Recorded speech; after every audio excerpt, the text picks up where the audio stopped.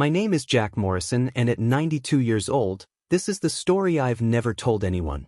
Not my wife, not my children, not the therapists at the Veterans Hospital.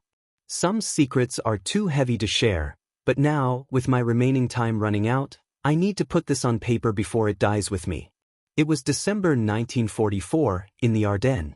The Battle of the Bulge was just beginning, and we didn't even know it would become one of the worst campaigns of the war. I was 19 years old, a kid from a Kansas farm who barely knew how to hold a rifle before being shipped to Europe. My platoon was positioned in a frozen trench near Bastogne, and the only thing keeping us alive was fear and the hope that the Germans wouldn't show up before dawn. It was my second week at the front. I could still taste the chocolate cake my mother had put in her last letter, still dreamed about the smell of wet earth from the farm after rain. That sounds pathetic now, but those little pieces of home were all that kept us sane.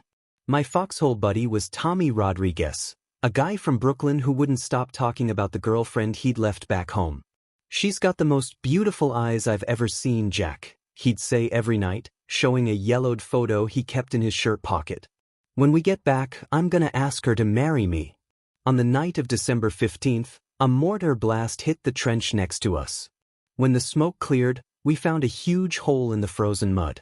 Tommy was the first to see it, a dark object half buried in the debris. "Hey Jack, come check this out." We carefully pulled the object from the mud. It was a military radio, but not like any we knew. This one was different, more compact, with tubes I'd never seen before.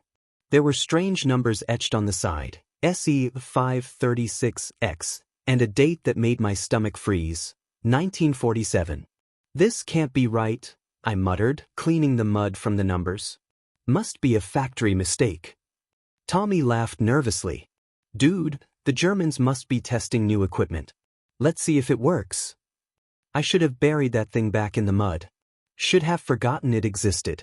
But curiosity is a dangerous thing, especially when you're 19 and scared of dying. We connected our field battery to the radio. To our surprise, it worked immediately. The green light came on, and we started hearing static.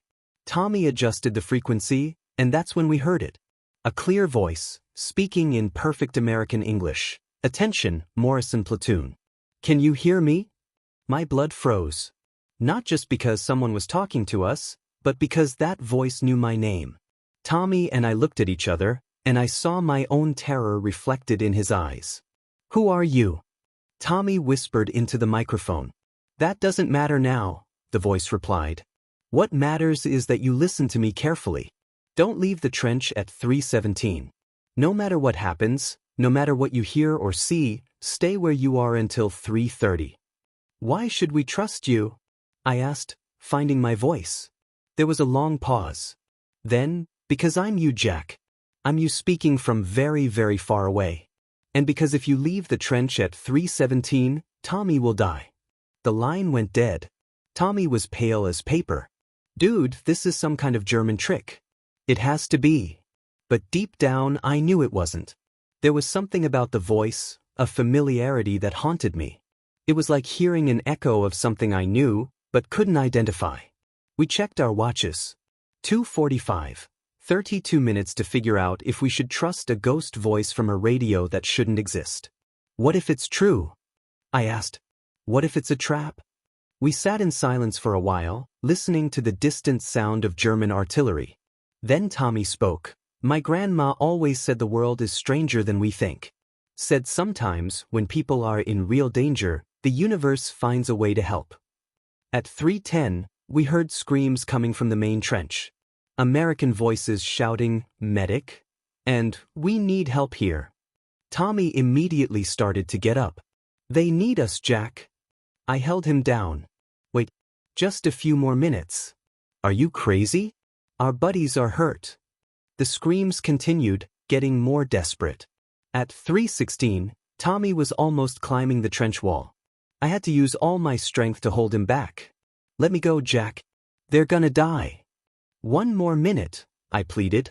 At exactly 3:17, we heard the most terrible sound I've ever heard, the whistle of a mortar shell coming directly at us. Instinctively, we threw ourselves to the bottom of the trench. The explosion was deafening. Earth and debris flew over our heads. When I looked up, I saw a smoking hole exactly where we would have been if we'd gone out to help the others. The screams stopped. Total silence. At 3:30, we heard real voices approaching our real buddies, looking for survivors. The earlier screams had been fake, a German trick to make us leave our protection. Tommy was shaking. How did he know? I picked up the radio again. Hello? Are you still there? The voice came back, but sounded weaker, more distant. Are you okay? We are.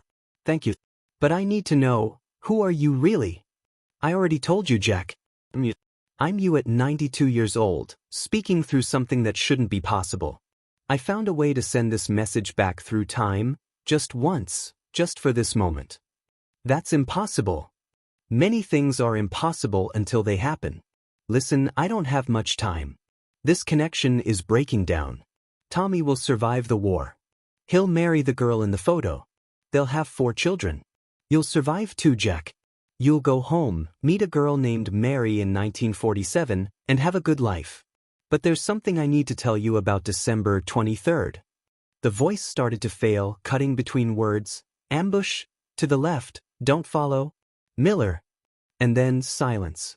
The radio never worked again. We tried for days, but it was dead. Eventually, we buried it back in the mud, like it was a secret the Earth wanted to keep. 8 days later, on December 23rd, our Sergeant Miller received orders to lead a reconnaissance patrol. Something in me, a feeling, a memory of the voice, made me convince my buddies to take a different route. We found out later that the original route was full of German soldiers waiting in ambush. Tommy survived the war, as the voice had said. He married Sarah, the girl in the photo, in 1946. They had 4 children, exactly as predicted. I met Mary in 1947, at a church dance. We married, had 3 children, and lived 65 years together before she passed. But the strangest thing only happened last week. I'm in the Veterans Hospital with lung cancer. The doctors say I have weeks, maybe days. Yesterday, a nurse brought some of my personal belongings from the apartment, including an old box I hadn't opened in decades. Inside, I found were letters, photos, and a small notebook I didn't remember having. On the last pages, written in my own handwriting, but which? And don't forget connection. Loneliness is poison. You need people. Not crowds, but connection. A friend. A family member. A group. A dog. Someone or something to anchor your days in meaning. Shared laughter, shared meals, shared purpose. These moments feed your hormonal health as much as any vitamin. Put it all together. The body that moves. A plate that nourishes. A night that restores. A morning that renews. A heart that connects. This is the path back to vitality. It is not a miracle. It is not reserved for the elite. It is available to every man who chooses to begin. You do not need to be perfect. You need to be consistent. One day becomes 1 week. 1 week becomes a new lifestyle. And one morning you'll wake up and realize your strength is back. Your clarity has returned. Your spirit feels light. You are not just aging. You are evolving, becoming wiser, stronger, freer. So take the first step today. Move your body. Nourish your system. Honor your rest. Seek the sun. Calm your mind. And connect deeply with yourself, with others, with life. Because the truth is, your best years are not behind you. They are still ahead. And they are waiting for you to show up.